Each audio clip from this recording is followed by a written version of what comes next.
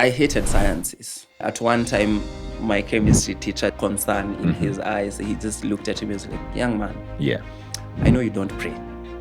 But the day that you sit for your KCSE, just pray to God that you don't get an E in chemistry. I got like a D, man. Like I tried. You must have prayed then. I did pray. The deputy principal one time told me, like, I don't understand how you can cram 10 pages of a script, but you can't get chemistry. So I used to write my name as Prof. Maina Munene. So it sounds good. Yeah. This one time he's marking the book and he goes, who's this nigger? It's like, Prophet. You are nowhere near being a professor. You cannot be a pro. You know, he is just... But what is wrong with that though? I mean, you are a kid having fun. I'm a kid. You are like in high school. You're a teenager. When you compare your simple life as a child walking barefoot to school, not knowing what the world out there looks like, versus now when you know all this that you have, which life do you think is better? I think there's two sides to it.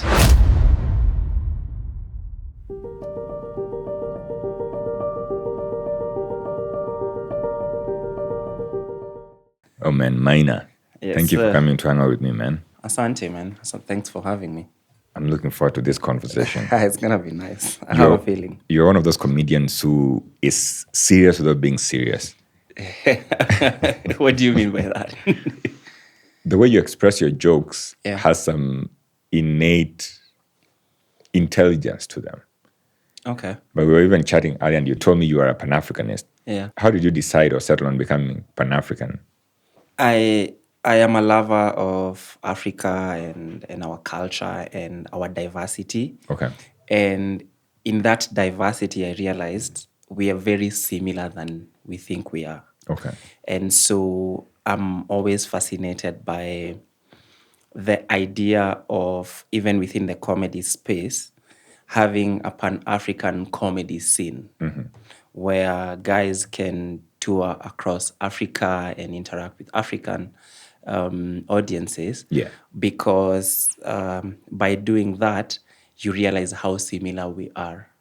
And all these borders that have been created are meant to divide us. But you go to Zimbabwe and you talk about your auntie, your Kenyan auntie, and there's a Zimbabwean whose auntie is exactly like your auntie. Yeah. So we have a lot of similarities that I'd like to explore and reveal through the comedy and the things that I do. But don't you think that even while we do have lots of these similarities, people still want to keep to their own? And what I'm trying to say here is, so for instance, let's look at South Africa. Yeah. There's a lot of similarities between, for instance, my culture, your culture, and Zulu culture. Yeah. But you would find that in South Africa, the people of South Africa would, at least from the reports that we hear, would have some sort of dislike towards people who are not South African or who are not of South African origin. Yeah. And let's bring it more local. You look at sometimes our neighbors, Tanzania and Kenyans, they would be beefing over something. They would be beefing over maybe a Tanzanian artist or a Kenyan artist. And even if we bring it closer home, I'm Kisi, of Kisi heritage, or of Kikuyu heritage, I'd imagine. Yeah. So sometimes you'd find there will even be beefing between my Kisi heritage and your Kikuyu heritage. Yeah. Let me take it even further. Within my Kisi heritage itself, my tribe, there are clans. And you'd find some sort of beefing between different clans within Kisi.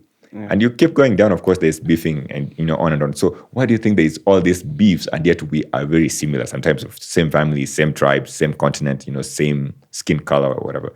So why do you think there's still all this infighting while bringing people together will probably make us stronger? I think it comes from insecurity and lack of the knowledge. Okay.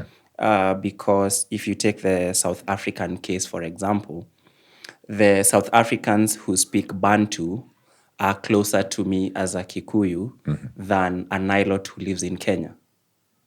Okay. Like if you look at the migration and how the languages sound. Yeah. Like if you look at Shona, like there's some words, a lot of words in Shona that I can understand as a Kikuyu Yeah. because they come from the same Bantu heritage. Yeah, true. So those are the similarities that I'm talking about, where we tend to look at all the differences as opposed to like the similarities. And the more you explain, the more you realize it's not even a South African versus Kenyan thing or like a Kisii versus Kikuyu thing.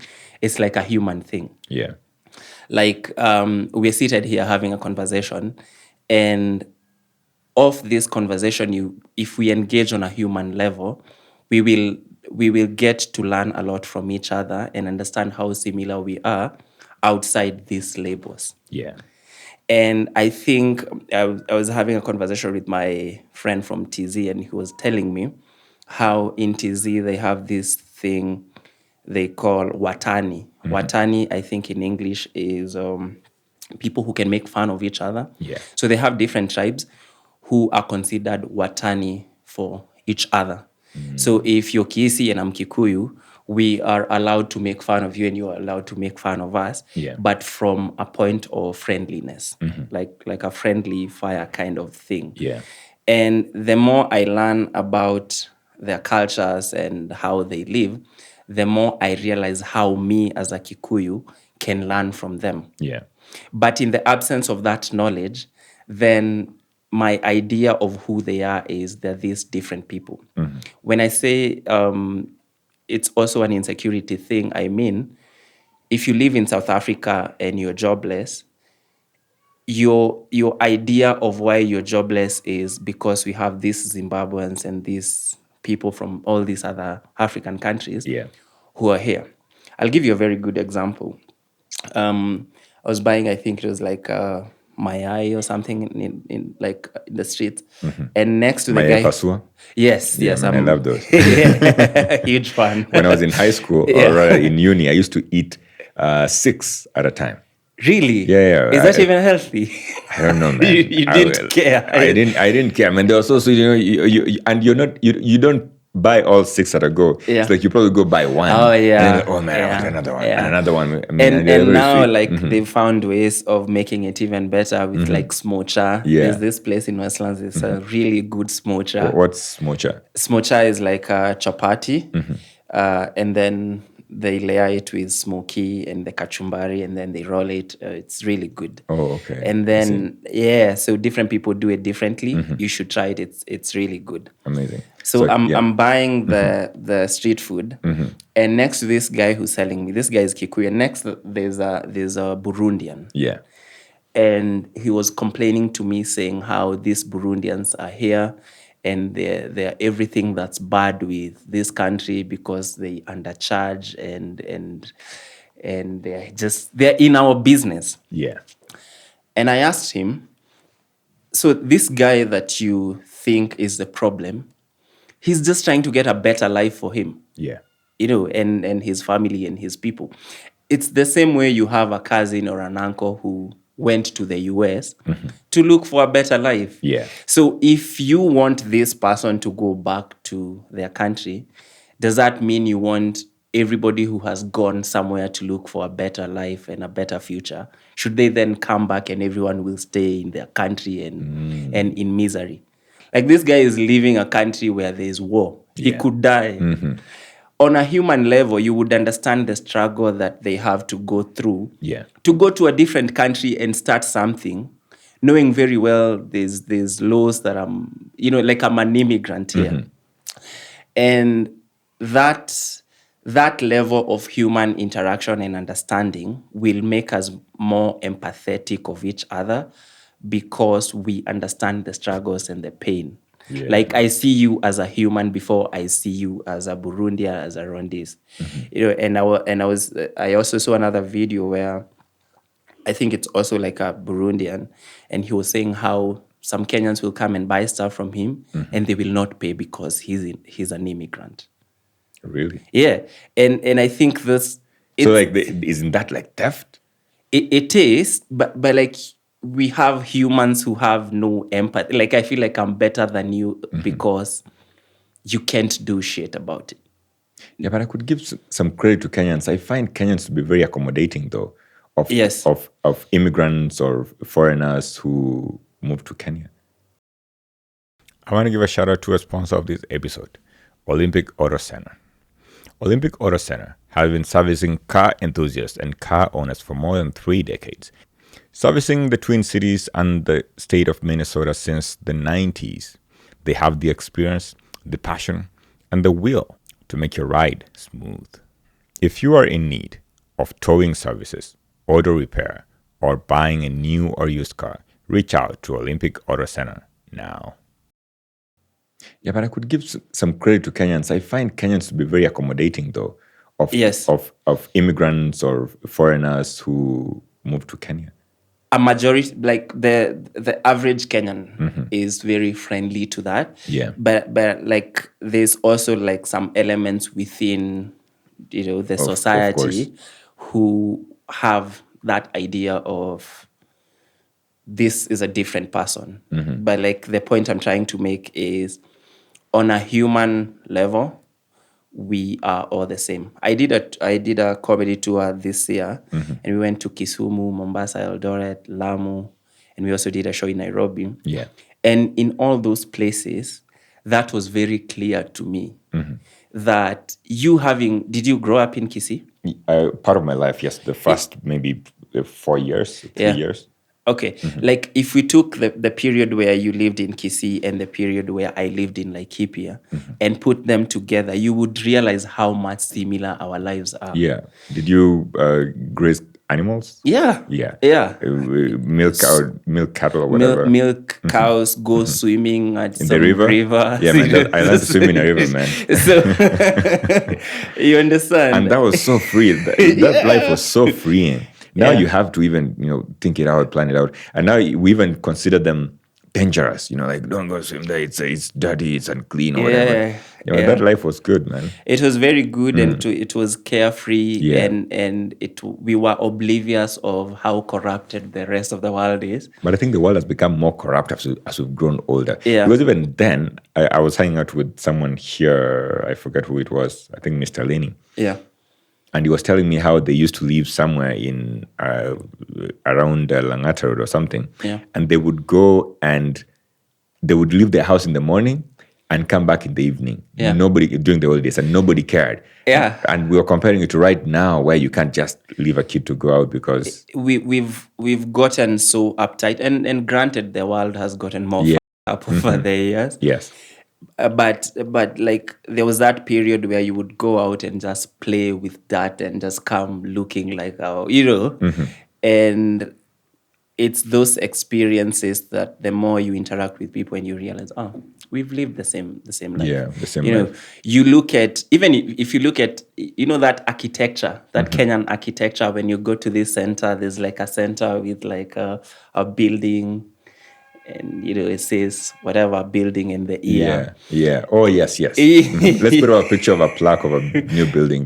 Old building. Like I think like there's some in town, like they say circa 1945. I think like archives maybe. Yes. And we have these shopping centers that look almost the same. Yeah. And if you interrogate what those centers are, you will realize there's a cyber guy, there's a movie guy, there's a hotel. Everywhere everywhere in the whole country. Yeah. And if you go to a different country, you realize, we're Africans, and even they live the same. They're set up the same way. Yeah, the same lives. And it is that spirit of how similar we are as Africans that make me lean toward being more Pan-African. Yeah. And with what we can do as a continent within whatever spaces we exist. I want to take this opportunity to give a shout out to a sponsor of this episode, Candy Home Survey Realty. If you want to buy a property, whether it's a property for you to live in or a commercial property for you to invest in, reach out to Candy. Candy Home Survey Realty has made it possible for multiple lives to be transformed. If you want to transform your life today and move to one of the coolest provinces in Canada, reach out to Candy Home Survey. You've talked about how similar probably our childhood would have been. Can you paint me a context of that, what that childhood looks like for you? You grew up in Laikipia? Yes. So is that where you're born to? Yes, born and bred in Laikipia, went to primary and secondary school in Laikipia.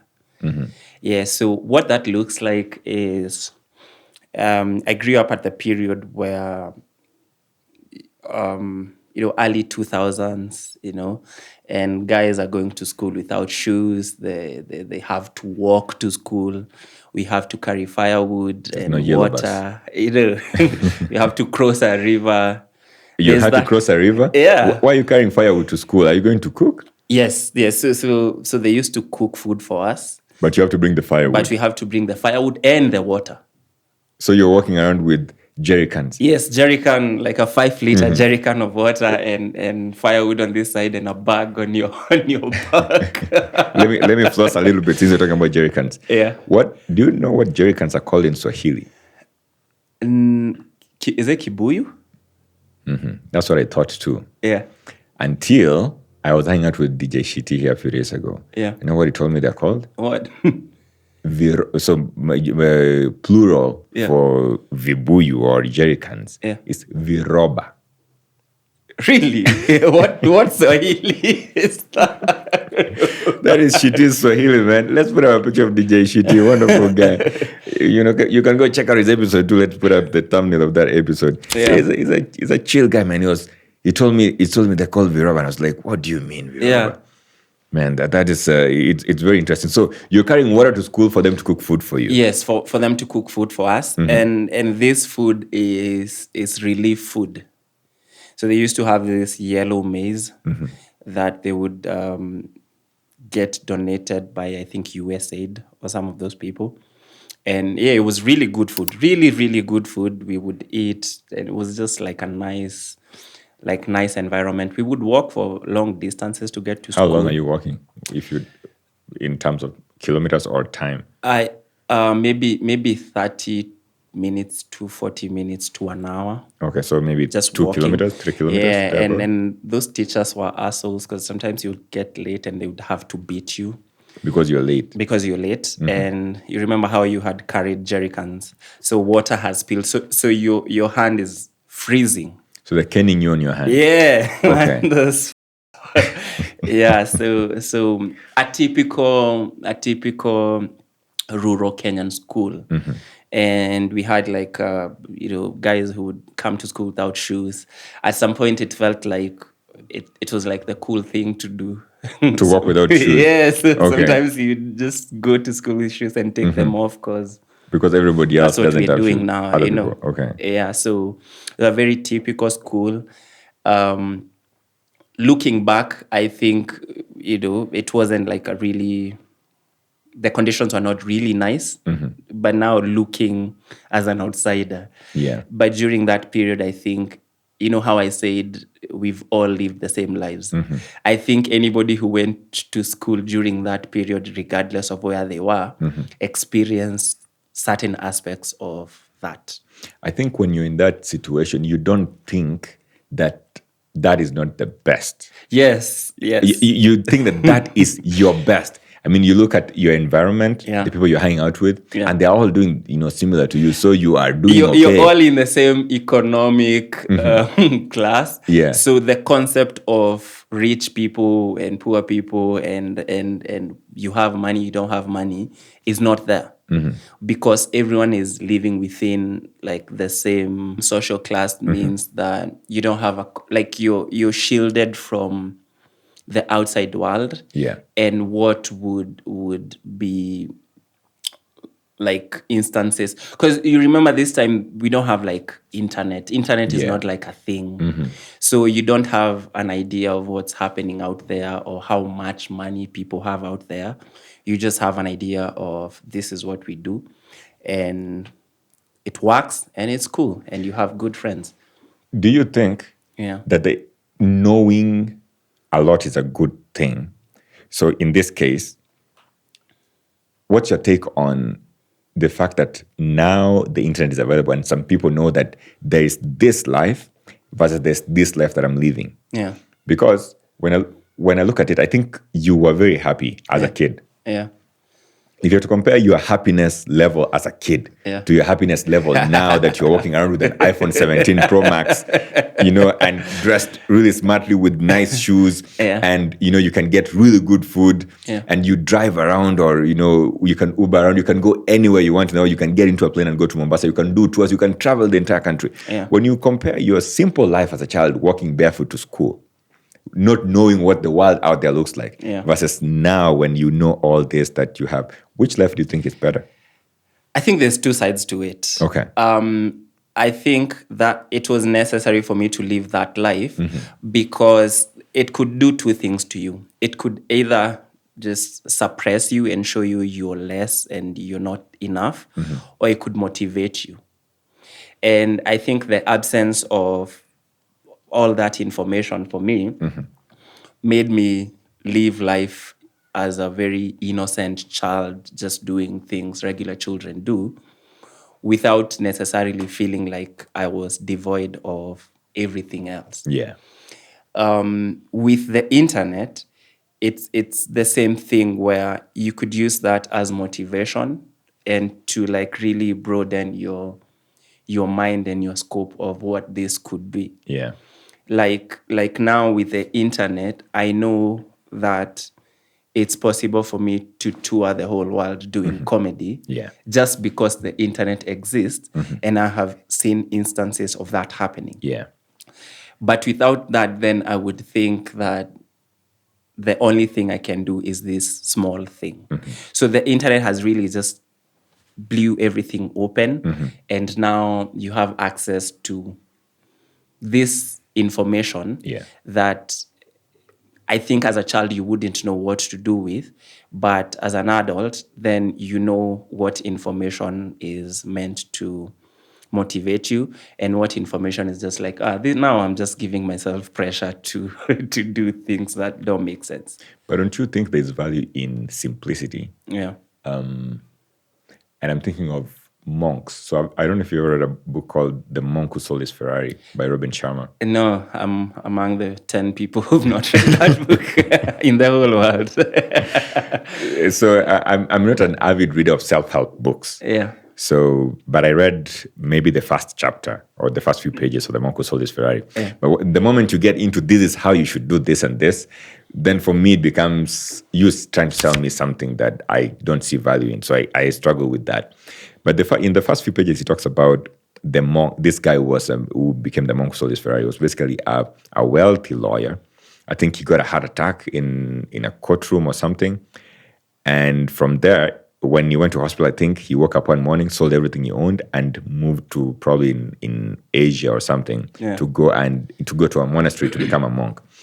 And in that situation, so I might be butchering the book for those guys who've read it, but I want to imagine that that's what the premise of the initial few chapters of the initial, maybe one chapter, first few pages of the book are.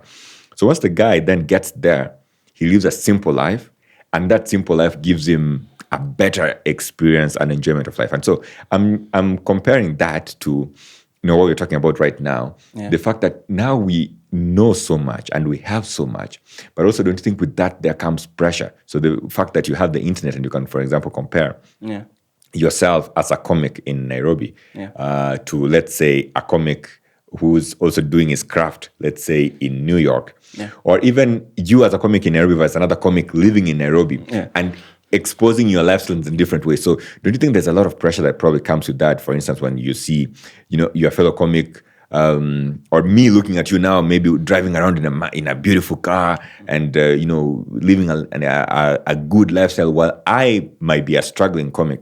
Don't you think there's pressure then that comes with all this sort of exposure or whatever the internet brings to us? Yes, it's true. There's a lot of pressure that comes with that, but I think it's the power is in the discernment of what to do with that.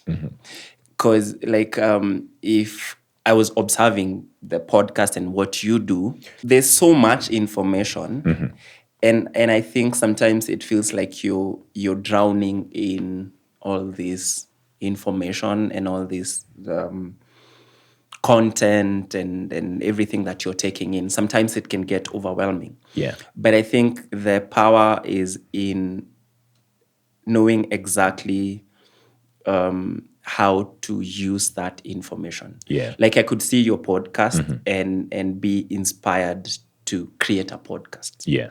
And I could also see your podcast and feel like you're far too ahead for me to even start and not do anything. Yeah. So it's still the same piece of information and the same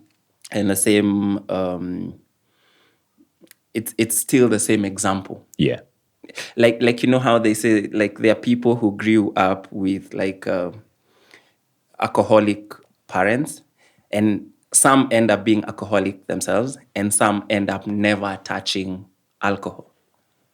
So like it's the same situation, but how you react to it and how you decide that to affect you, then it sort of like makes the outcome of it different. Yeah. So let's go back to your village. Yeah. So you go to school there. If you were to go back there, do you think there's any one thing that you learned from your experience at that level of your life that inspires the man who sits before me today? I think my high school years were very crucial in the man that I am today. Where you go for high school? Okay, so you grow up in Laikipia, you don't have many options. So What do you mean? you have very limited options for what you can do. Kibaki grew up in Othaya, but he had opportunities to go to Makerere, for instance. Yes. It's the same thing. I'm saying like the same environment could either just catapult you into like something else, or it could just keep you down. Yeah. But the default setting of such environment is to hold you back and for you to keep you on the ground. Yes. What has been prescribed to you. Yeah. So the village that I grew up in, it had a primary school, just one, and another one that was farther away, and two high schools. So one that was nicer and another one that was not too nice. And so I went to the nicer one. Both were day schools. Okay. So I went to day schools for both primary school and secondary school. But the one that I went to, they had drama club. And they had debate club, and they would go for science congress and all these things. So I think for me, during those formative years, that's when my love for performing arts and public speaking and all that, that's where now that seed was planted. Was nurtured. Yes. It's interesting that you say you went to day school. Yeah. So I would just suppose myself next to you. I went to boarding school, both in primary school and in high school. Interesting. Now that I'm older, though, I would have loved to go to day school. I don't think I will ever take my kids to boarding school unless I'm taking them to, I don't know, like Deerfield Academy, one of those schools where presidents take their kids, I don't know, to interact with one another in Switzerland or something like that. And the reason why I say that, I think there is something that you learn when you hang out with your family more. Yeah.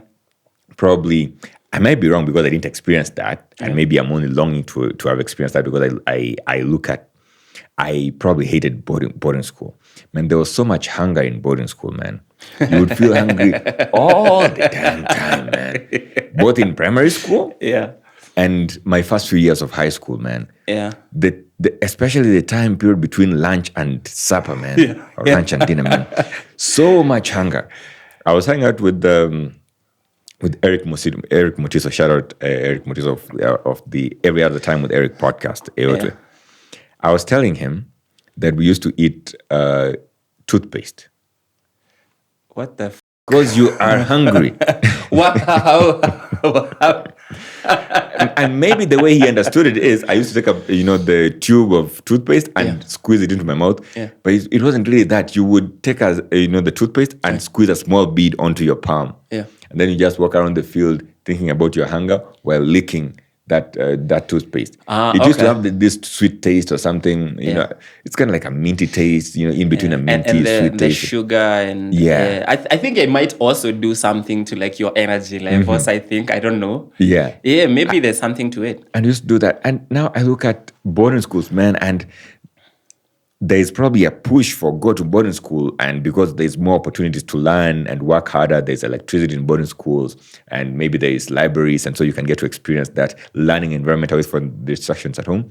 But I think I want the distractions. Let me stay home and hang out with the distractions and the fun of just knowing that I can sleep at home. Yeah, I as someone who went to like day school for like the whole duration, I don't think there was a period I was like, maybe I should be in boarding school. Like boarding school has never fascinated me. Yeah.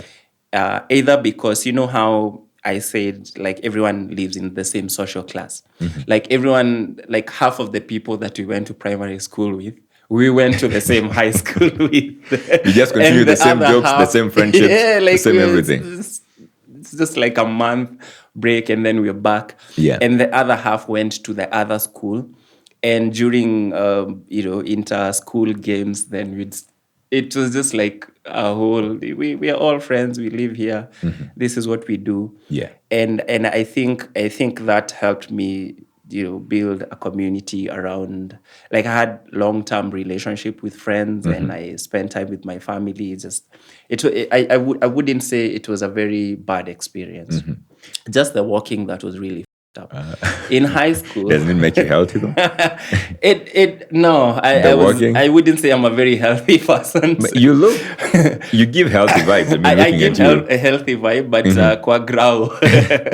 So in high school, we had teachers who would tell us, if you stretch the duration that you've walked to this school, you'd probably have gone from Cairo to Cape Town. That's how far it was. I even want to make it better. You probably would have gone around the world, like around along the equator. I genuinely think so. Because I went back recently as an adult and I tried to walk the same duration and it feels way farther. And I think if you feel that it was farther, then it must have been farther. Because my experience when I go back to where I went to school, at least the first 3 years of my life, the grade 1, class 1, 2, and 3, I went to a day school. Yeah. I went back to the house that we used to live in, man, and it looked so tiny. I was even wondering how we used to fit in this space. Yeah. I used to feel like the distance between my house to school was long. Yeah. But then I went back and I was like, man, it was just a stone throw, a stone throw away. Yeah. And now that you say that you went back and it looked far away, then it must really have been. I think it was very far, but the fact that we would just all, like the friend who lives down the street from your home will come and call you, and then by the time you get to school, you're like 10 guys just laughing, and and so there was a lot of that camaraderie of friends and just good vibes. The fact that you can create these friendships, and you say that you are able to create long-term relationships with friends and also with family, I would say. Yeah. Do you think that helps you in maintaining friendships now? Because my imagination is do you keep friends with those friends from that time of your life right now? Yes. I have friends I've known for like maybe 20 years. Okay. Like we played with them and we're still tight to date. Yeah. I think what it did was it made me a very what's the word? Like I don't interact with people with bad intentions. Like I think that period of my life taught me we could just be friends and not need anything from each other because there was nothing to give. It was just us, being friends. And like I think that taught me a lot about friendship that I carry to date. Of I don't need to do a lot to keep relationships because the genuine ones will fuck with me because of who I am, not what I do for them. So I think that was an important lesson. I maybe a couple of months ago, maybe 3, 4, 5, 6 months ago, I was hanging out with Big Ted, and we had a chat about friendship. And I remember he made a phone call to Frasha, very good friend of his.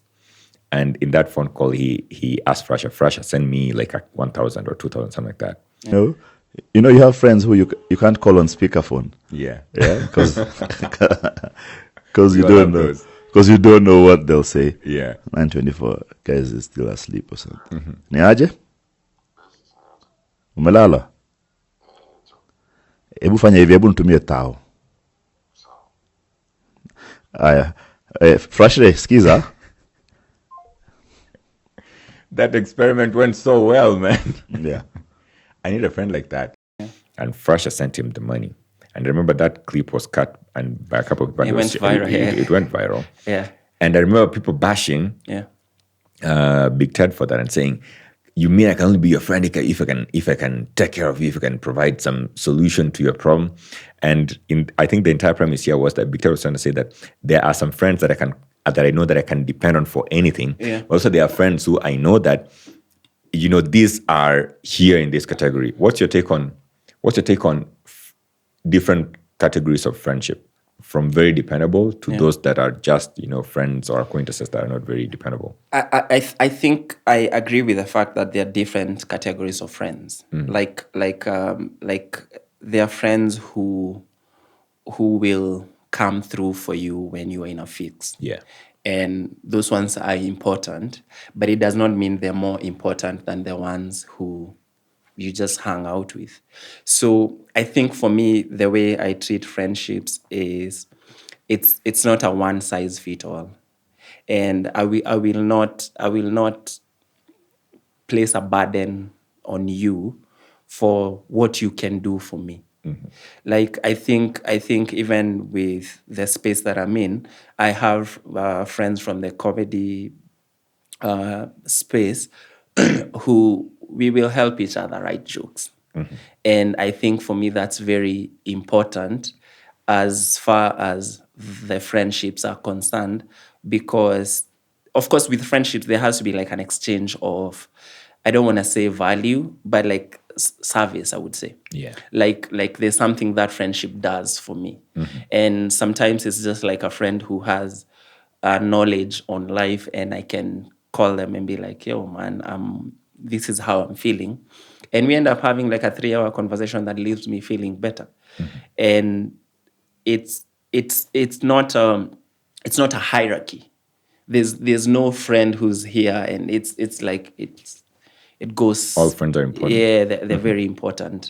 And sometimes we lose relationships because I want you to be the friend who lends me money, but you're not in a position to lend me money. It doesn't make you a bad friend to me. Yeah. It just means that maybe I want something from you that I can't get. But even the idea of me wanting something from you is also a very selfish thing. Yeah. Yeah. Interesting. Yeah.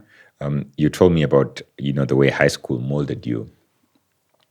Me wanting something from you is but don't we need each other in times of trouble, man? We do, and like it's very important to have that support system. Like friends are for support. Okay. Like the support system is very important, but I think we've gotten to a place as society where we've narrowed down support to finance and maybe if I can't call you and you come at night, then you're not my friend. No, you're still my friend. It's just that maybe your routine is messy. Maybe you were sleeping. Yeah. So it's the support. You have to define what support means for you. Yeah. Within the friendships that you have. Yeah. And sometimes that looks totally different. Like I have friends who we would go for 4 months without talking, and it wouldn't feel like we have to now explain ourselves. We just pick up where we left and we keep going because they have their lives and I have my life. And it's okay for you to have a life as my friend. You have periods where you're not doing really well. If I can help, I will gladly help, but I will not help because I expect something from you. Yeah. So let's go back to high school. Yeah. Drama club. Yeah. Debate club. How do those make you? Is it something that you just walk into one morning and you're like, you know what, there's drama club here. I wanna try this out. Or is it something that was inspired? Is it something that you were already inspired from, I don't know, maybe some situation, and then being in high school with drama club become just a stepping stone? I hated sciences. And sciences were not Titration. yeah, man. Like I was so bad at sciences that I got to Form 4 before I could balance like a chemistry equation. Oh. And at one time, my chemistry teacher just looked at me. He had concern in his eyes. He just looked at me and was like, young man, Yeah. I know you don't pray, But the day that you sit for your KCSE, just pray to God that you don't get an E in chemistry. What did you get in chemistry? I got like a D, man. Like I tried. Okay. It was way further way away better from than what the teacher was expecting you to get. You must have prayed then. I did pray, but also I think I had made peace with the fact that there are some things I'm not good at, and sciences were one of them.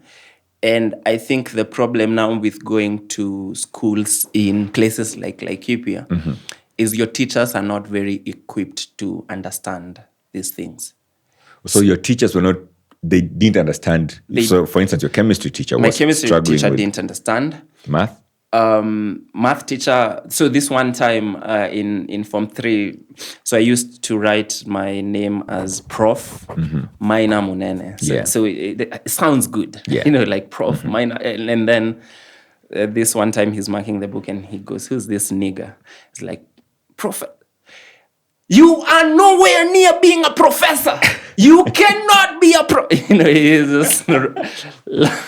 Was he bitter, do you think, or did he just not believe in you? Because like I'm not like the kind of student who goes on to become a fucking professor. But you could change that around and tell him, you know what, I meant prophet. No. And he told me, if I ever find you writing Prof. Maina Munene on your book, I'll make you buy a book. But what is wrong with that, though? I mean, you're a kid. I'm a kid. You are like in high school. You're a teenager. I'm a kid. I used to call myself, man, mine is horrible. I used to call myself Ogato Sanchez Serrano.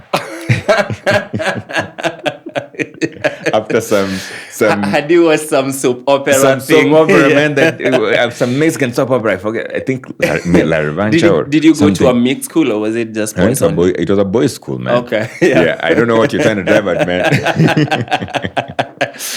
Man. But that was very, very interesting, the fact that I even would have the cojones to call myself that, but also going back to your science teacher here, and you say that your teacher they might not have been equipped intellectually to teach, and so I'm going to come back to this question, but I want to continue the chain of thought first. So your science teacher was not equipped. Sorry, your chemistry teacher. What about your math teacher? So my math teacher was not bothered by having students who were not really good. Okay, but was he good as a teacher, as a math teacher? He was good as a math teacher. Okay. He was good as a math teacher. The chemistry teacher, not so much.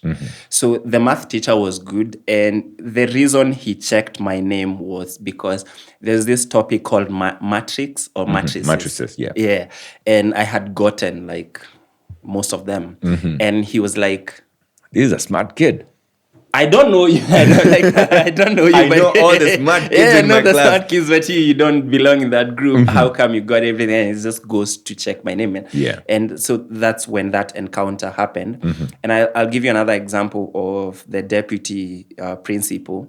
One time told me, like, I don't understand how you can cram 10 pages of a script, but you can't get chemistry.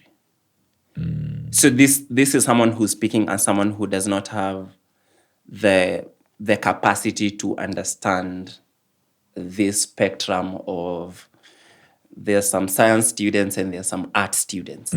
So me being an art student is what drew me to debate club and drama club. What about the equipment that was available to your school? And so what I'm looking at here is maybe the teachers might have been struggling. But what about like the labs? Do you have like lab equipment? Do you have, I don't know, Bunsen burners or test tubes? Do you have access to chemicals to test, like, I don't know, sodium, and you throw sodium in water and it explodes, stuff like that? The reason why I'm asking this is I think that it is possible that sometimes learning can happen in class. There's some students who are very good at learning. So sitting in class and listening to a teacher speaking from the front, I am not one of those students. There are some who are good at reading. I will just read and understand. I am that student. I read something, it will stick. I will understand it. And there are some students who will want to experience something, touch something. So instead of telling me that an object is thrown towards you at a speed of 10 meters per second, in how long will it land at your feet if the distance is 10 meters, for instance? Yeah. So there's some students who can A train answer that leaves question. Mombasa. Yeah.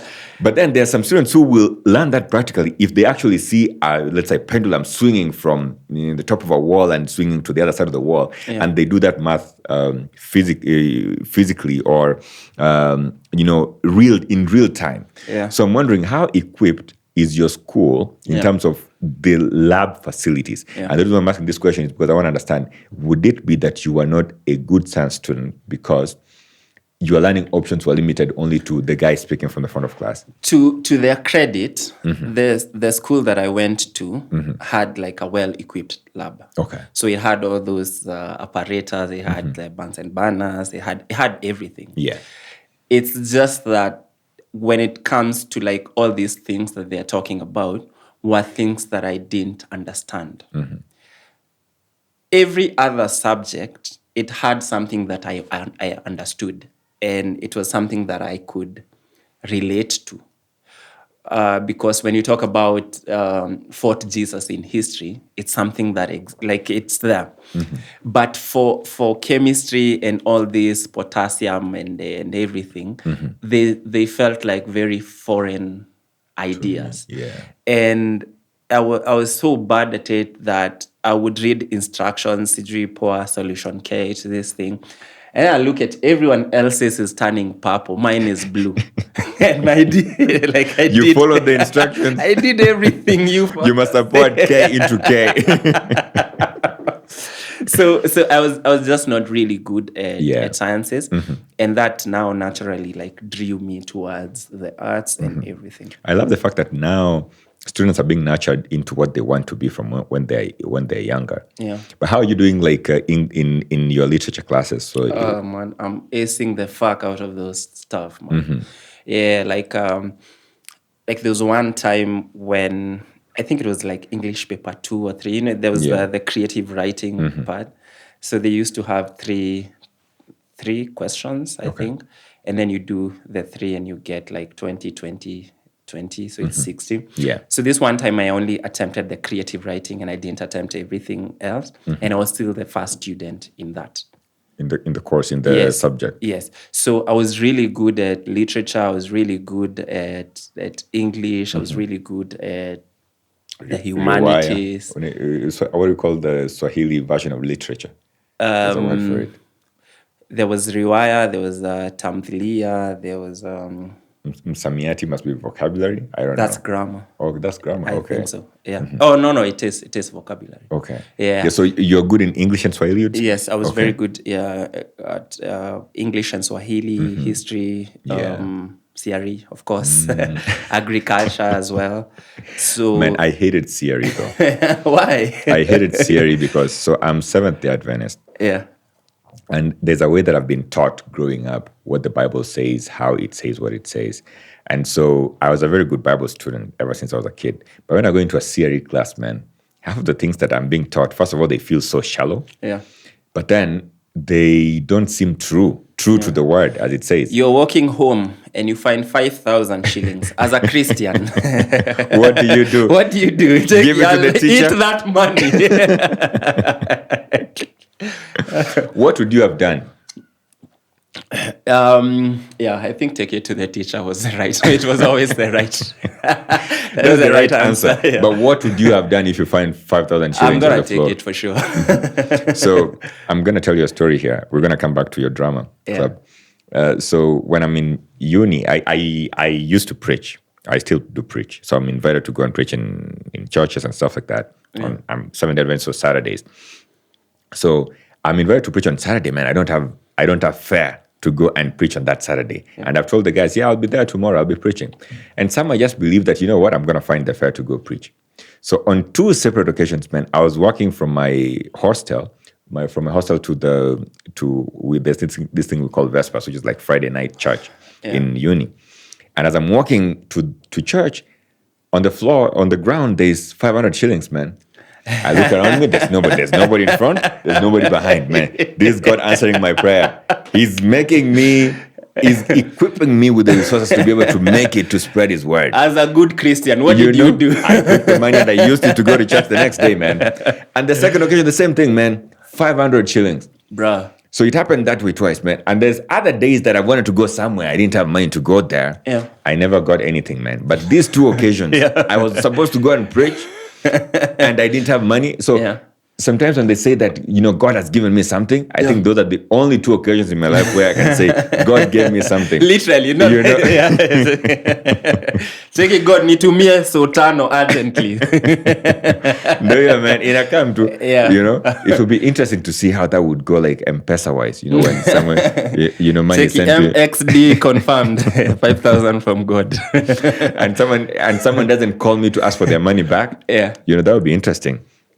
But anyway, so you're doing so well in literature, and I guess and then that's why you end up deciding to do drama now. And I think in Form 2, there was the drama festivals and everything. Yeah. And this was the first instance that I was now exposed to the rest of the world.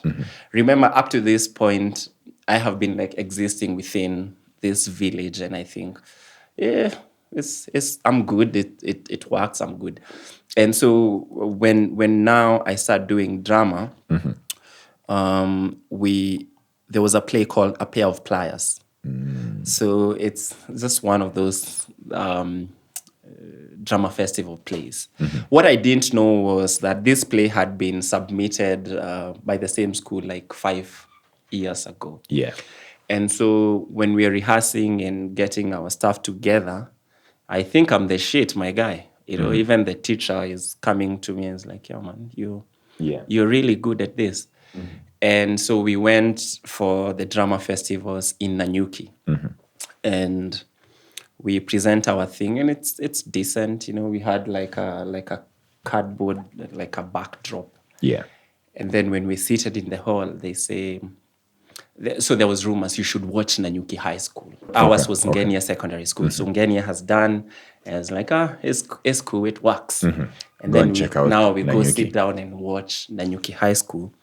And I had never seen anything so good. Yeah. Like, it was so good, it made me feel like what we had was nonsense. And so that was what is so good?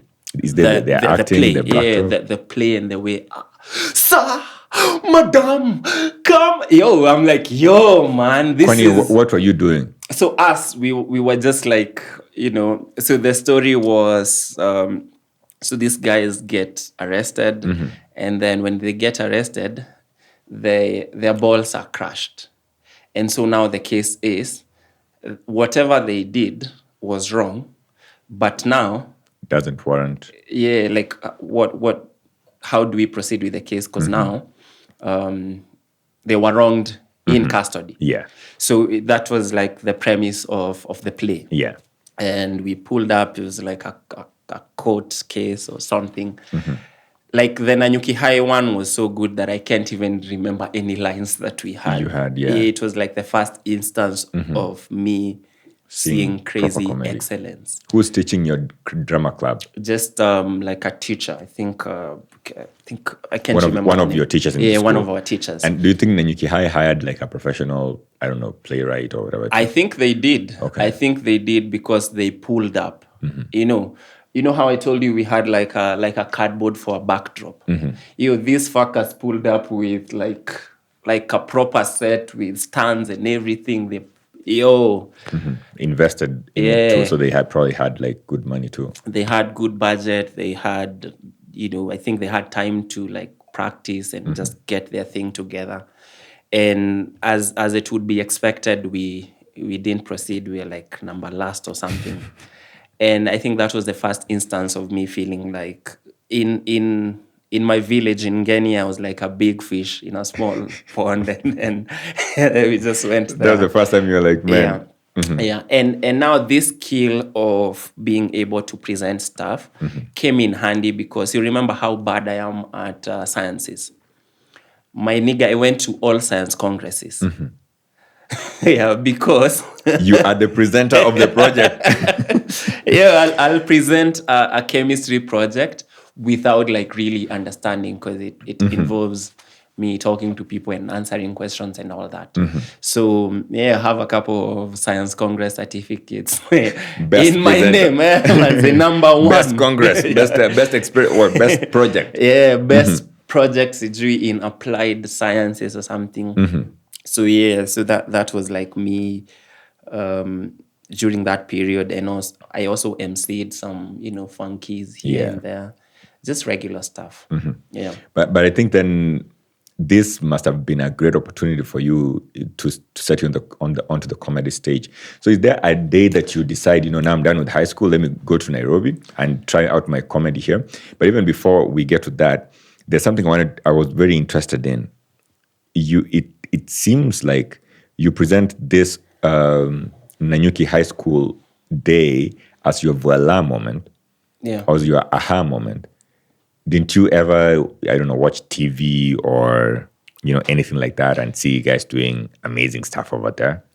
I think the TV that we were exposed to at that time was KBC, KTN, and TV. Yeah.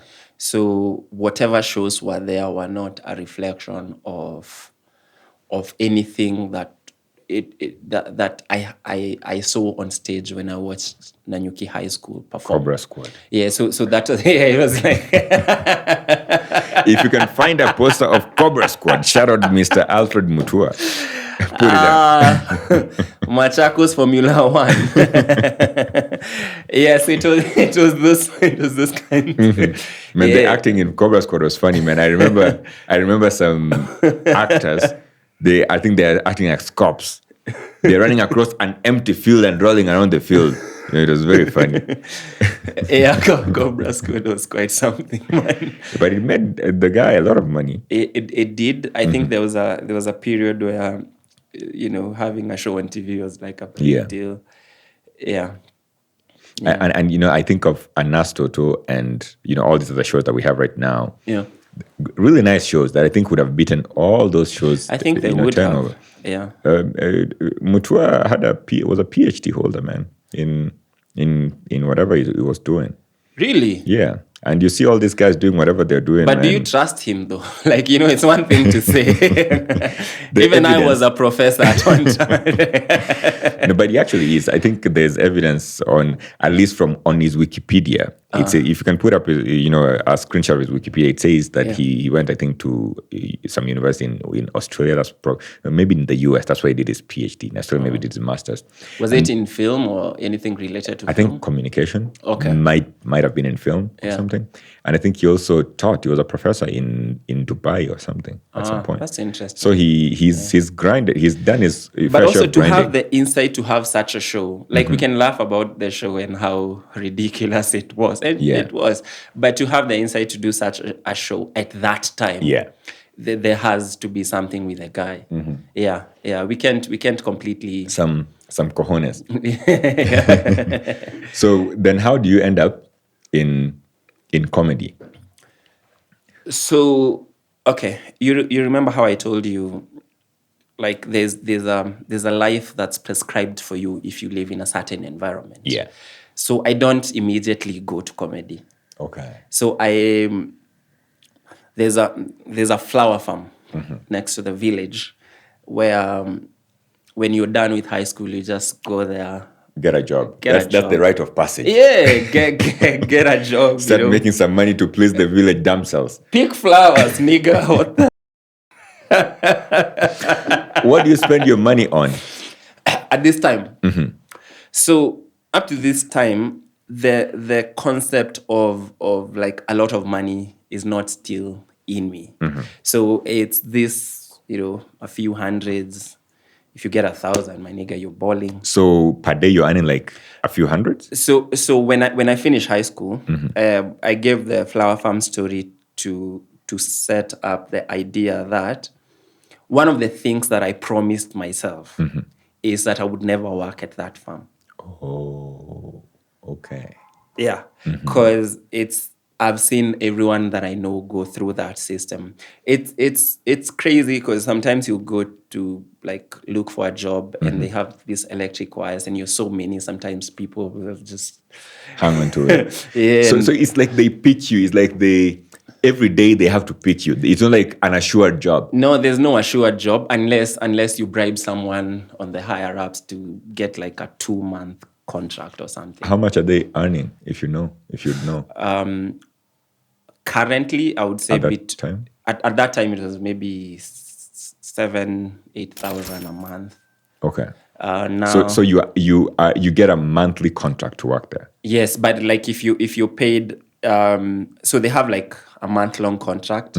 If you're lucky, you get 2 months. If you're even luckier, you get 3 months. The OGs are employed permanently. So if I'm bribing, man, how much am I bribing? I mean, Yeah. I'm getting 8,000 a month. So Yeah. what am I bribing, Like man? 2,000 or something. That's your entire salary, man. That's a quarter of your man, salary, but man. What other option do you have, man?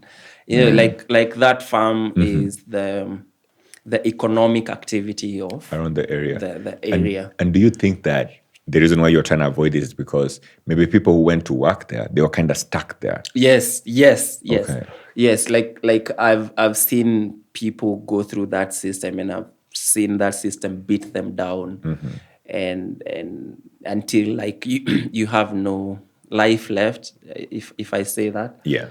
Because you're dealing with pesticides, dealing with like a lot of hard work. The conditions are not really good, but it's what's there. So I made a promise to myself when I was in high school, and I said, if there's one thing that I don't ever want to do is to work at this farm. And so when I finished high school, I don't even stay there for like 2 weeks, because anything past that, check it, go get a job, my guy. So last day of full stop in KCSE, you start chatting or plotting your escape. Yeah, so I go to Nakuru. Okay. So my escape is Nakuru, because I had relatives living in Nakuru. So when I go to Nakuru, then now that's where now I start hustling. I'm still very naive, very innocent. But like I think Nakuru is now what turned me into a man. What are you doing as a hustle in Nakuru? So when I go to Nakuru, I'm selling sodas. There's like a Coca-Cola distributor. Yeah. And how they work is they get soda from the Coca-Cola, and then they sell to like shops around the area. So everyone is given like a market. Okay. Yeah, so they don't have any competition because no one else is selling. It's just you're the official distributor. So I was the guy who now sells from the distributor to the shops. But I mean, and the shop's gonna buy from the distributor, even if They don't have a choice. Then what is your use? My use is to try and look for shops who need soda, because they will not come get it. Oh, Yeah. oh, so you go to Zimeisha Nikulete soda nilete kreti nusu uchanganye Coke na Sprite na Crest, usinieke Crest sijui nini. Okay, so I see. go back with a bicycle, and then and so you're cycling. yeah, man, I'm With this. cycling. So I go get fitness. yeah. So I guess I'm fit after. walking around the world really made you fit for for this job that you eventually got. Oh, yeah. The 4 years worked out. So Yeah. I'm cycling. Every once in a while, I'll like get a few crates, go cycle, deliver. And how much are you earning? It was 6,000 a month. Not any different from what you'd probably be earning in the Yes, farm, but it's not a flower farm. Yeah. Yeah, it's not the flower farm. And I used to live with my auntie. And so the guys that I met during that period of my life were the kind of guys who were very, fast, like, no, you my guy, you can't be living with your auntie, bro. Why are you living with your auntie? you gotta get out. You gotta get out. You gotta start life. You gotta be a man. You gotta learn how to drive. You gotta learn how to use a computer. Like these are things that you can't not know right now. And so it's that period that really got me into understanding. Oh, okay, I need to get my shit together. So that was like Nakuru. I didn't stay in Nakuru for long. It was probably 2 years. And then I went to Nyeri. So all this time now I'm in the system. Because it's like you being an artist is not an option at that time. So it's you go get a job and just figure your life. So I live Nakuru, and another cousin of mine works in Nyeri, at a hotel in Nyeri called Outspan Hotel. So I go to Nyeri and I start working there. I come in as a cleaner. So I'm cleaning, just doing my thing. But then during that period as well, I'm very active. The guests will come, take them to the room, and I'll speak English, now the literature. So this is it's a proper establishment, my guy, Yeah, you gotta show up with your Yeah, with your man, English. just tuck in my white shirt. I was actually gonna make a comment about your English. Yeah. Because the picture you painted is someone who grew up in Laikipia. In Laikipia, it's a village, people normally speak Kikuyu, right? Yeah. And if you're speaking Kikuyu, then your English is gonna be influenced with a Kikuyu accent. Yes. But somehow you escaped that. I did, because of the love that I had for English and literature and reading and all that. So my English was not bad at that time. Also, I thought. Yeah. So I will later come to learn that my English was whack now when I start doing comedy. I see. Yeah. But- so in yeah. Outspan, Yeah. Outspan, you're there, grinding away. Yeah, just But you see, this is very inspiring, man, because you painted a picture here that I really liked, or that quipped my interest. You finish school and you straight go to start hustling. Yeah. And in that hustling, you teach yourself how to use a computer. You Yeah. teach yourself how to drive. I think that's what you're alluding to. Yeah. From the salary that you're earning, Yeah. you move out of your auntie's home and start fending for yourself. Yeah. All this while you're a kid, man.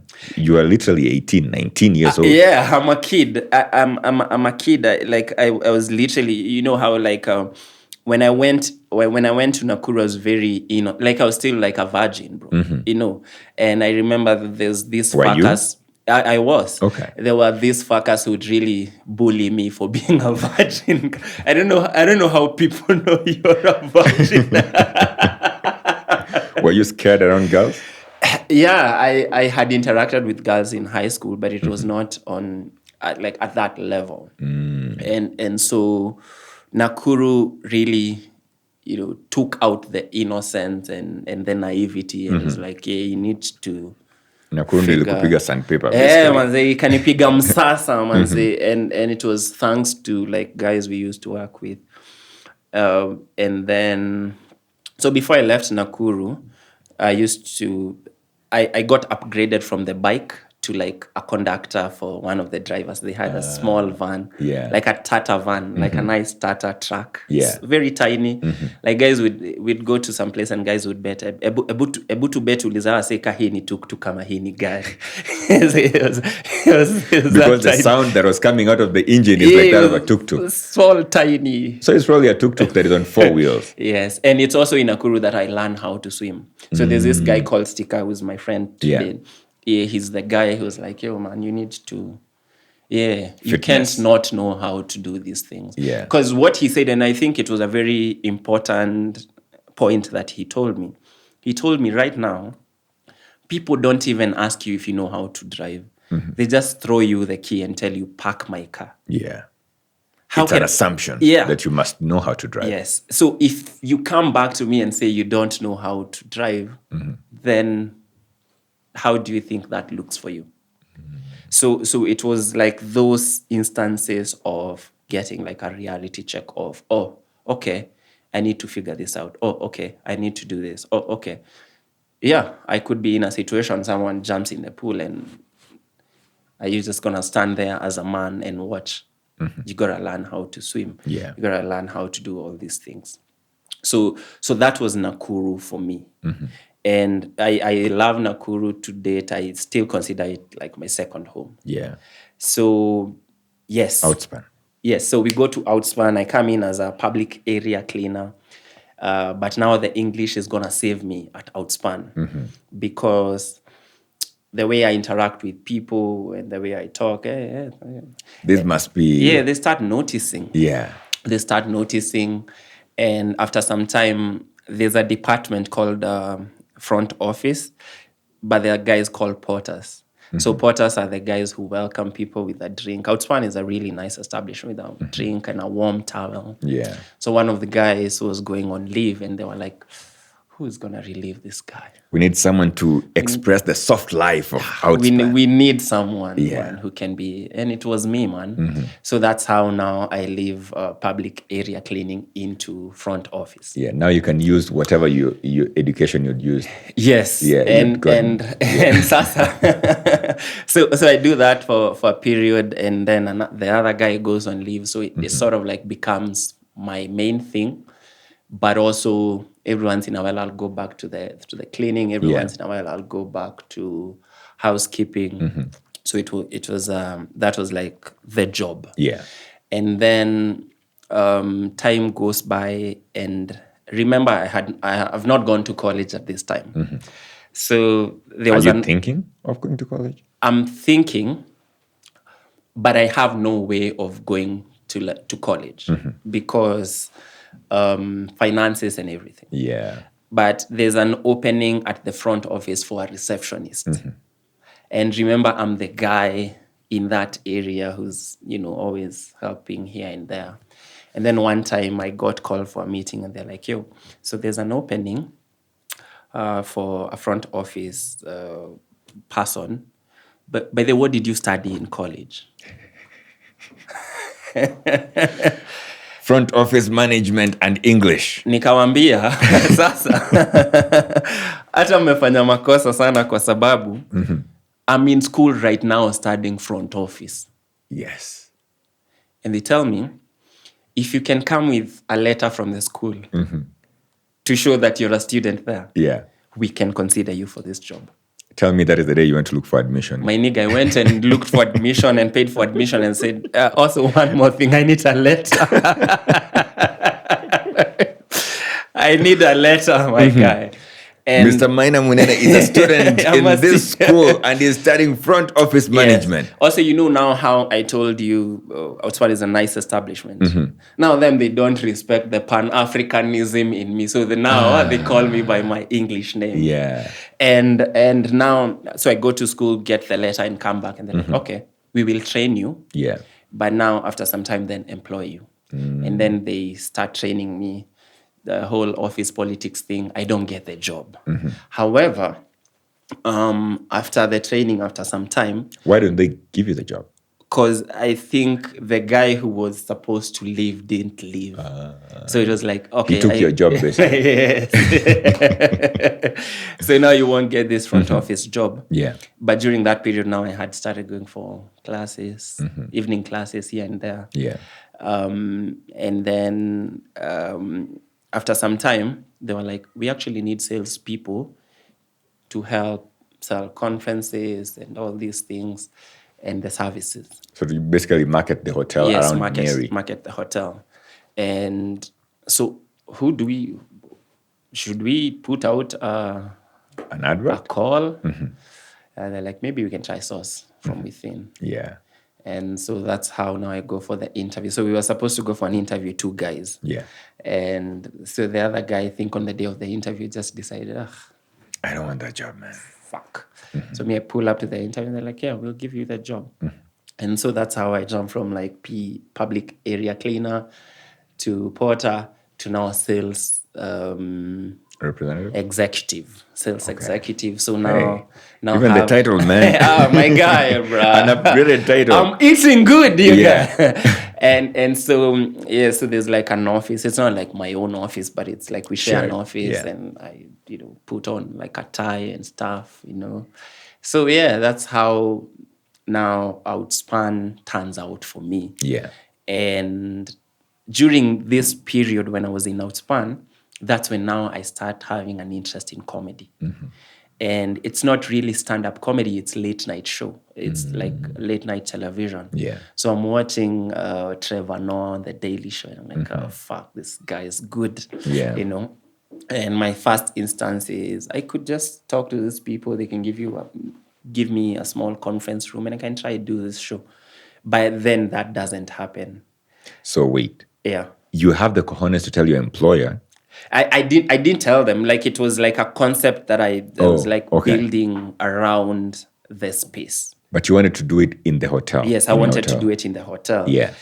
But so this time, it's 2018, 2017, 2018, thereabout. But I keep doing it. I talk to some restaurants in town to see if we can work on something, but it doesn't happen. And the period that I'm starting to get interest in comedy, in late night television, I used to have a blog. I'd write articles over there, really nice articles. And then my friend Chris calls me and is like, yo, man, so this writing thing, would you like to take it like the next level? Like what's this? And he introduces me to screenwriting. Yeah. Screenwriting, and he tells me, download a software called Celtex. And Celtex.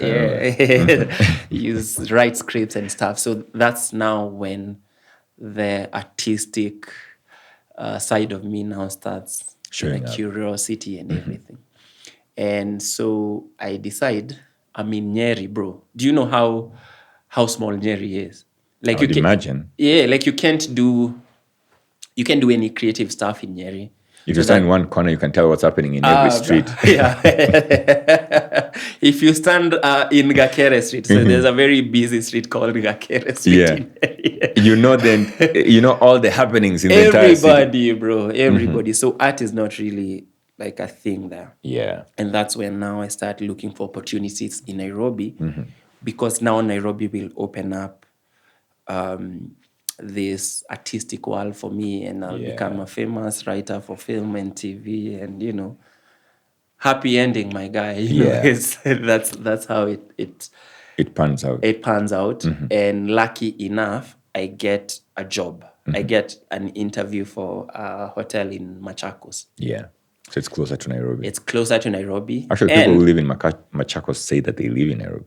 It is in Nairobi, and even the job was based in Nairobi. So I would only be needed to go to Machakos for 2 days a week, for like a review meeting or whatever. What are you doing? Are you marketing them too? Yes. So at Outsman, I'm sales executive. So at this new place, they have an opening for key accounts manager. And I apply, I come for the interview, and I get the job. You've graduated from your front office college at this time? I didn't even fucking finish it. But like I didn't finish that one because it wasn't one of the nicer schools. Yeah. But I had taken up another course at the University of Nairobi Nyeri branch to do human resource management. Okay. So I'm still into the school thing, but not really planning to practice. Yeah. Because I guess I've found like a thing that I do. That's good for you. And it's good for me. So that's how now I moved to Nairobi on July of 2019, and I get an office at Next Gen Mall. Really nice office, my own thing. And so during the period that I'm coming to Nairobi, that's when now COVID is happening in China and everything. And now by the time it hits Nairobi, I'm like a new employee at this hotel. Yeah. And I'm selling conferences, I'm selling corporates, sijui nini. No more conferences. No more conferences, everyone is staying home. And that's how now I lose my job. Oh boy. But as I'm losing the job, I had now started looking for opportunities in writing. Yeah. And so I there's a guy called Chipukizi. And Shout out Chipukizi. Yeah, okay. so Chipukizi has a show. Yeah. The Chipukizi show? The Chipukizi show. So I apply as a scriptwriter. They call us for an interview at the Kenya National Theatre. Yeah. It's my first time going to the Kenya National Theatre. I walk in there very early, and I asked the guard, can I walk into the auditorium and see? And like I walked into that auditorium, and I could feel this something. Is home, man. Yeah, this is where I belong. This is where I should be. Yeah, this is where I belong. This is where I should be. And it felt good. Yeah. And so Chipukizi pulls up very late. The interview was supposed to start at 10. He pulls up at like 2.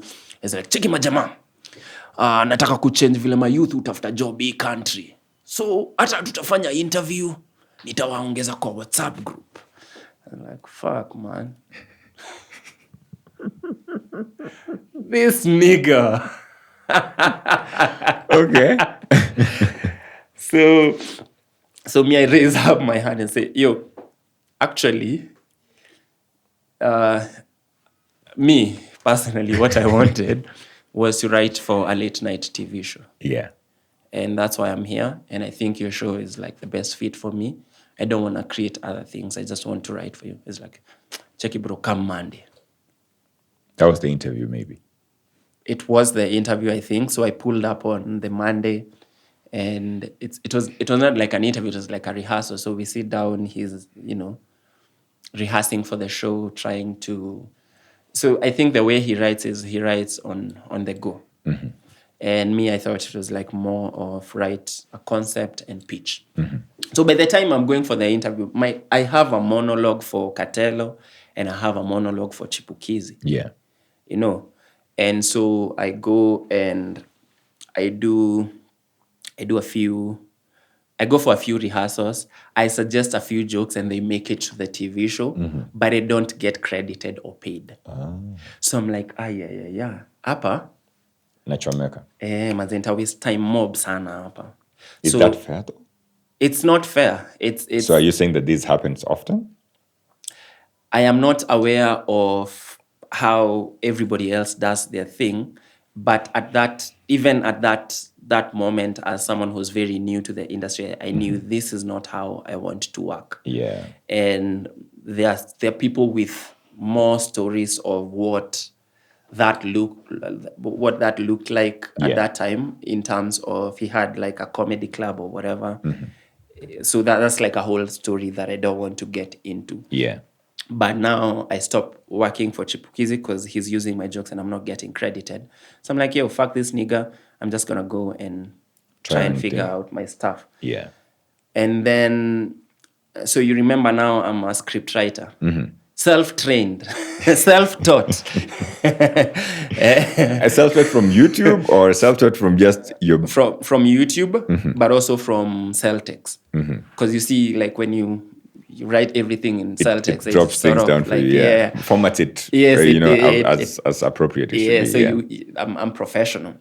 And I had written like a few sample scripts. And when I say a few, I mean many. Yeah. Yeah.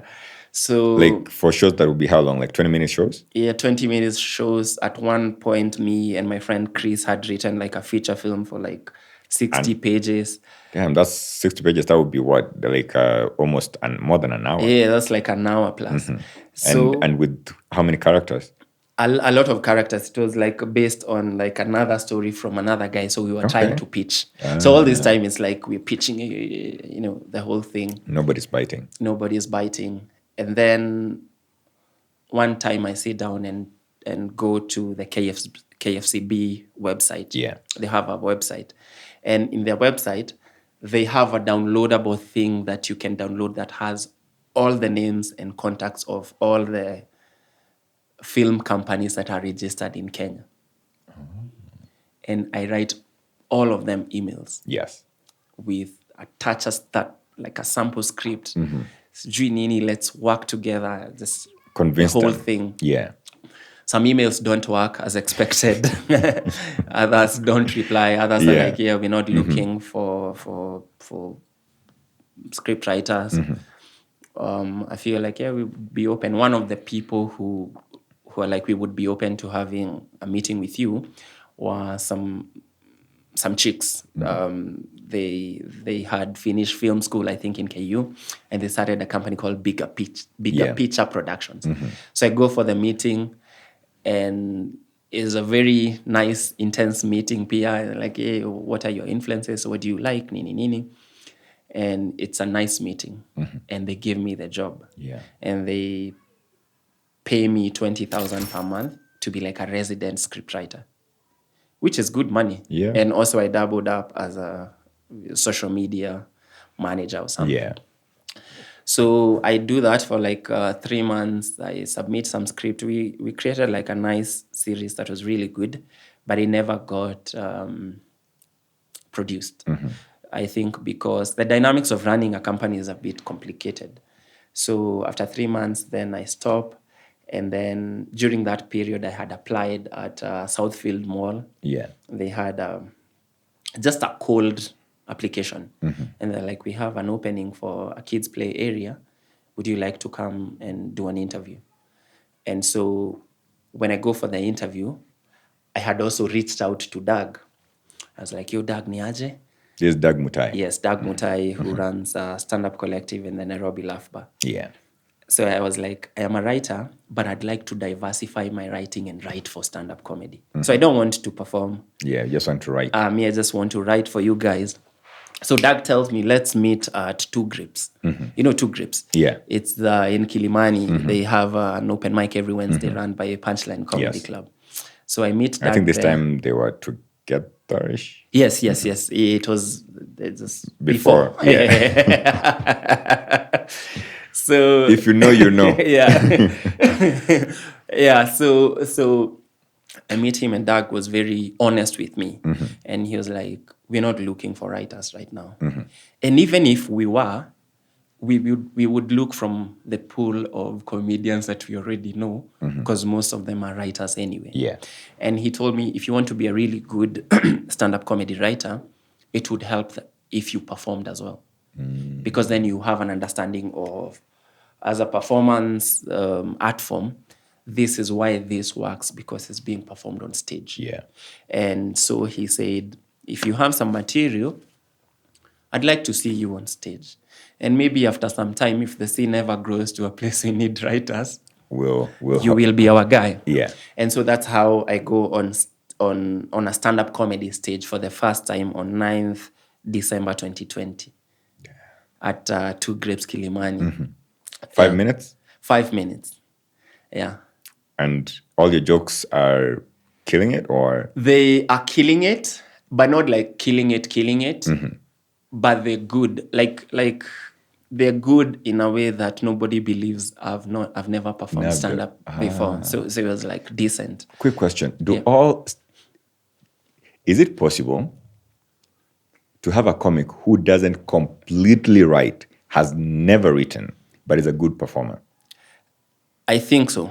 I think there are people who are naturally funny, and sometimes, especially with even some of the South African comedians that I've watched, they're more into, I'll just build this bit by and by. But most of those people are very heavy on the performance, the act outs and everything. Yeah. But at that time, I was very laid back. I was just like, I have a joke, I know it works, and I'm just gonna come and tell the joke. Yeah. Over time, I've grown into like more crowd engagement, crowd work, and the whole thing. But at that time, just like strictly, I'm gonna write and I'm gonna come and perform. Yeah. Yeah. Beautiful. And you've painted a certain picture here that I really like. It is possible that you would have contacted Doug and he would have told you, man, we don't want anyone, and Kwaheri will meet at the top. Yeah. So the dark story, we can also trace it back to Nyeri. Okay. Because this time that I'm having like an interest in comedy, I bumped into Stand-Up Collective, like a page of these guys who do like a different kind of comedy in Nairobi. And I fuck with that shit. So it's now 2018. So Stand-Up Collective is just starting. So like on Facebook, they have like 2 likes. But now there's this guy in Nyeri called Maina Munene who is Likes one of the always. 2 likes. so when Always likes. Always likes. Yeah. So when you're starting like a thing, You will notice you will the notice. faithful one. Yes. Yeah. You will notice. So by the time I'm reaching out to him now when I'm in Nairobi, it's like, Maina, it's that Maina Munene. Yeah, but like of course now they've grown and now my likes have been jumbled up into like They're lost in the sea of likes.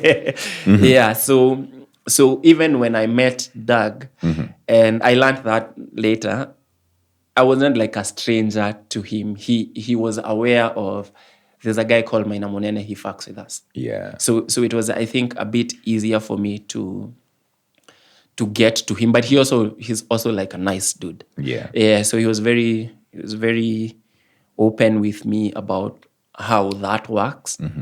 And I understood and respected that. Yeah. So I just got into like the grind of, okay, I know it's hard for me to convince you I'm a good writer if you don't see me consistently. Yeah. And so that's now how I start stand-up comedy. Mm-hmm. And I think it's been something great for you because I've seen you. I mean, you talked about your tour that you did recently across the country. Yeah. And of course, we're going to talk about, your special. I don't know if you call it, what do you call that special? Yeah, Perfect it's a Boyfriend? comedy special. Yeah. Comedy special that, you recently released on YouTube. Yeah. I mean, it's actually coming up in Jan. Yeah. So So, when yeah. by the time this episode drops, Yes. it will have dropped, and so Oh, okay. that's what I'm saying. I'm talking about Yeah, this in the past. Yeah. Okay. Yeah, and there's something interesting that I see here, though. I've always seen you in dungarees, Yeah. always, and now I think I have a theory for why you have dungarees on. You remember that public area cleaning job, and I think you even had an acronym for it, probably PSC. Yeah, PAC. Yeah. Yeah. Is this a reflection, or is this something that you probably picked up from there? Your look. You wear dungaree in many different places. Yes. I would. I think it has gotten to a point where it's sort of like my look. Mm-hmm. And If you're wondering what a dungaree is, by the way, you could also call it an overall. yeah, But yeah, an overall. Is it a one? It's not a onesie for sure. probably. I mean, Yeah. an old person's onesie. And the overall, see. So I think I've also had a few instances where I worked like at construction sites here and there, and now when As a what? as a mtu wa mkono. Yeah, so like you have a fundi and like a mtu wa mkono who helps. You're the one who helps bring up. So some of these buildings here around Lavington, Kileleshwa, No, it wasn't in Nairobi though. Oh, okay. Yeah, it wasn't in Nairobi. It was in Nakuru and Naivasha for a very small stint. Yeah. That just a few, maybe a month or something, Yeah. 2 months. So I think for me, the dungaree and the overall is I'm a working comedian. Let me put it this way. Like I'm a working comedian, and regardless of what people see or how everything turns out, I would still like to pay homage to the working people. Like the everyday people who show up and they do their thing. And so the look for me is mostly to pay respect to every worker. Yeah. Yeah, just show you, man, I'm also out here grinding in mjengo. Yeah, tuko Yeah. Sometimes musema naingia mjei. So yeah, and it also easy to put together. You don't need to care about anything, just one. Just once, Yeah. and, yeah. Yeah. But I think you've done really well for yourself, man, as a comic. Asante And sana. I think you're headed to great heights. So recently, like I said, you dropped your special that you recorded last year. Let's talk about it, man. Yeah, man. How do you even decide after you've been in the game for 5 years 5 now? years, yeah. So you wake up one morning and decide, you know what, I want to do a special. I think so one of the things that I try and do is just figure out what's the best version of this thing that I'm doing. And for me, stand-up has really been kind to me. Yeah. And the comedy special was as a result of a nationwide tour that I did. It was called the African Dream. Yeah. I did it last year, and we went all over the country, just meeting people and experiencing cultures and the whole thing, man. Yeah. And so the result of that had to be something that was worth taking note of, and hence the comedy special. Yeah. It's a culmination of my 5-year journey in stand-up comedy. excuse me, it's a culmination of my 5 years of stand-up comedy. And as part of the special, we also have a documentary of everywhere we went and the people we met and the experiences, because touring is a very new thing in Kenya. Yeah. I think I'm probably the only comedian who has done like a nationwide tour of that scale. Yeah. And for that to be documented in a beautiful way, I felt like we owed it to our audiences to give them something special that would be a pointer of, we were here when this guy was trying to build us. Because I believe that we have a very good product that can go internationally. Yeah. But we need to anchor it to our people. And so that is what the stand-up comedy special is, the African dream. And it tries to answer the question of, what is the African dream? Are we even allowed to dream? You know? True. So yeah, that's what's up. But I like what you've curated, man, and Yeah. it's beautiful. You have a very beautiful journey, and I think there's greater heights for you. You've done your Kenyan tour very soon. I know you're gonna do a proper African Dream Man tour the entire country. Yes. And I mean, I've been seeing our comics going places, man. Recently, Adam was touring Britain, and is probably gonna be touring Europe very soon too. Yeah. And I think this is amazing, man. Seeing it's our great, people man. doing this, and I think that's where I'm gonna be seeing you next, man. 1,000%. Like, there's no doubt about the fact that this is just the beginning. And what we're doing is we're not creating opportunities just for us. Like we run a comedy production company called Comedy Culture. We're also trying to create like opportunities for like the whole scene. Yeah. Because I've seen the light, but I believe that it's also important for this door that has been opened to be open for everybody, not just for me. And I think the comedy culture story is something that it's a long story. Maybe we create time and come and just talk about what we're building, man. And it's a beautiful thing. You are building something amazing. Yeah. That even we might not be able to comprehend right now. Yeah. Because I look at because you guys are like at the frontier. This is something that is unexplored, that has been unexplored. I mean, Churchill tried to explore it with this style of comedy, and Kina Nyambane, of course, they came first, and then Churchill, I think, with this group of comics was a second wave. Yeah. You guys could be called the third wave, but you're also doing something very different from what Nyambane and Churchill's crew did, something that was kind of aligned. Yeah. But you guys are doing it in an international scale, something that I could come from Europe or wherever, and I would relate to what you guys are doing. Yeah. If I was coming from Europe to Nyambane's show, for instance, it is possible that I would just laugh because everyone else is laughing, or because you're imitating this funny accent or something like that. Yeah. But you come as yourself, as Maina, or as Nelly, or as Kisiangani, or whatever, and you do you, and that is amazing, man. And I think we are at a very pivotal moment in the history of comedy, not just in Kenya but in Africa. Yeah. And like you say, right now it might be hard for people to clearly see what this is, but with time people will understand the magnitude of what we're trying to build and how sustainable it is for them for generations to come, man. Yeah, man. Yeah. This has been awesome, man. Maina, thank you very much for coming out to hang out with me today, man. Thanks for having me. This has been awesome, man. So I want people to go and watch your special. Yes. And I think I'm going to link the description, in the description of this video, I'm going to link where they can find it. It's probably going to be on YouTube and, anywhere else, your website or whatever. Yeah. I'm going to put it over there. Yeah. Your shows that are coming up, I'm also going to link that to, to your website, to this video. So people can come up, man, and support your craft, man. And thanks for supporting, man. When we had our episode 100, man, you are one of the comics who came out and supported us, man. That was beautiful. Yeah, it was thanks a beautiful for what you did, experience, man. Yeah. At the Kenya You're National also Theatre. building a really great thing. Thank you. And I think the level of depth that you have and that you bring to the podcast space in Kenya is something that will also be understood as time goes by. Yeah. And I'm a huge fan of the pod, man, and you're building a beautiful thing as well. Thanks, man. I remember the first time we met. Yeah.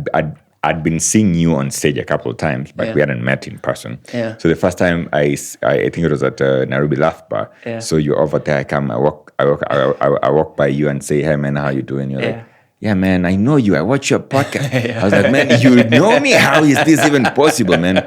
And that was really humbling for me. You know, it was a beautiful encounter, and you told me about the live recording. I was like, yeah, man, I wanna jump on stage. And, man, and you came through in such a nice way, man. Of course, shout out to Nelly, because I tried calling her. I think I wasn't able to get through to her. Yeah. You connected me to Nelly, properly, and I think you pulled it. I'm gonna snitch on Nelly and say she thought you were one of those scammers, so she had blocked you. She was like, this weird ass number that's been calling me. So when I reached out, I was like, oh man, okay, cool. Yeah, man. Thanks for for speaking up on my behalf, man. Yeah. In the tradition of this podcast, there is something that we normally do. We treat all our guests like presidents. And we borrowed this from the United States presidency, where the guy in office normally leaves a letter for the guy who's coming into office next. But since this is a podcast and we do this as question, the guest was here most recently, left a question for you. I normally don't see this question until right now, so I'm going to ask you the question that this guest left for you. Okay. The question is, what is the best way to solve issues amicably? Okay. I didn't know he would go that deep. But I think the best way to solve issues amicably is to detach from the emotion. Mm-hmm. Like if you detach from the emotion, then you approach things from a logical place. And if both of you are logical about the issue, everything lays itself very clear, and you get to see where the problem is, and you solve it. True. Yeah. And I like the angle that you take here, because I've always seen people fight. Do you ever fight? Have you ever fought?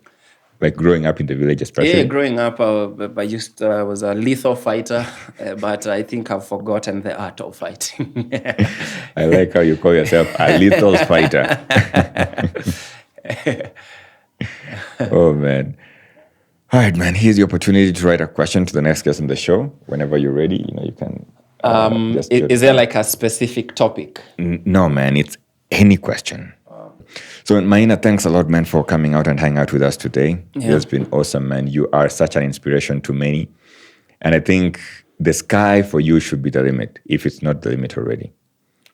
Thanks. If people are watching us today and didn't get anything out of our entire conversation this morning, what is one last word that you'd like them to remember? You would be surprised how similar we are if we take out these barriers that we've put for ourselves.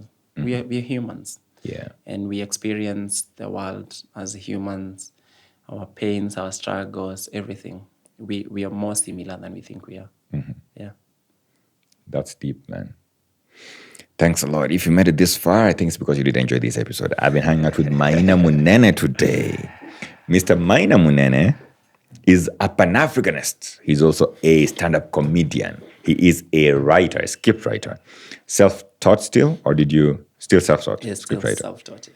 Man, he's a great guy. He's a great vibe. Yeah. So if you haven't caught his special yet, The African Dream, go right now to the description to this video and you'll find a link there that will take you straight to his special, man. He's a great guy. Of course, you can also reach out to him if you have an event and you're looking for an MC, right? Yeah. He's a great MC too, man, and he'll do some, he'll crack your audience, man. Yeah, great event. Pull up to the shows, man. Yeah. I'm a working comedian. I get paid when you show up. Of course. Yeah. Of course, man. And so do you have a website, or we link Stand Up Collective's website? Comedyculture.co.ke. Okay, sure. We'll put it down. Yeah. And you can, of course, go over there and see his schedule, man. This guy is touring. He's finished touring Kenya. And he's going to be touring Africa, probably coming close to a city next to you.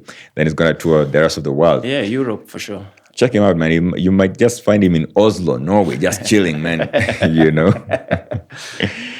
This has been awesome, man. So like I said, if you made it this far, I think it's because you did like this episode. So go ahead and do subscribe to this channel if you haven't yet. And remember to tell your friend to tell their friends. Till next time, do take care. Kwaheri.